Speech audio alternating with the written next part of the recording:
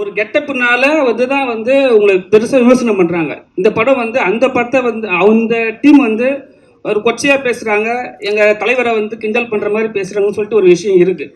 ஏன் நீங்கள் அந்த கெட்டப்பை தவிர்க்கலை? ஏன்னா அவர் அரசியலுக்கு வந்துட்டாரு சரிங்களா. இப்போ அந்த கெட்டப் வச்சிங்கன்னா ஏதாவது விமர்சனம் வரும்னு தெரிஞ்சு வச்சிங்களா, இல்லை ஏதாவது பிரச்சனை ஆகும்னு வச்சிங்களா? நான் சொல்கிறேன். ஆனால் இல்லைனா ஆக்சுவலாக இந்த லுக் டெஸ்ட்டு நம்ம முன்னாடியே பண்ணிட்டோம். அப்புறம் தான் சாரோட லுக். ஆக்சுவலாக நானே சாரோட பெரிய ஃபேன். டான்ஸ்னால் அவர் பார்த்தா நானே ஆட ஆரம்பித்தேன். ஸோ அதுக்கும் இதுக்கும் சம்மந்தம். லுக் டெஸ்ட் என்னென்னா ஒரு 55 இயர்ஸ் ஏஜ் ஒரு 60 டுவர்ட்ஸ் போகும்போது ஆப்வியஸாக கிரே இருக்கும். எல்லா ஹீரோஸும் நீங்கள் லிஸ்ட் எடுத்து பார்த்தீங்கன்னா நேச்சுரல் விட்டுருவாங்க. ஒரு 50 வயசு வரைக்கும் தம் கட்டுவாங்க, அப்புறம் நேச்சுரலாக விட்டுருவாங்க. ஸோ ஒரு ஹீரோ அந்த டைம்ல எப்படி இருப்பார், ஸோ அதுதான். அண்ட் ட்ரெஸ் கோடும் பார்த்தீங்கன்னா ஆக்சுவலாக அது டார்க்கர் ஷேடு. நாங்கள் எடுத்தது இப்போ ஆக்சுவலாக அது ட்ரெண்ட் அந்த கலரு.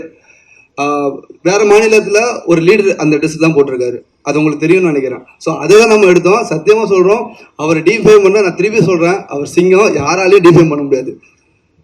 நிஜமாவே அது சிங்கம், அதை யாரும் டிஃபைம் பண்ண முடியாது. நான் எல்லாரும் அந்த பக்கத்தில் நின்று பார்த்துருக்கேன். அப்படி ஒரு எண்ணமும் கிடையாது, அப்படி ஒரு விஷயமும் கிடையவே கிடையாது.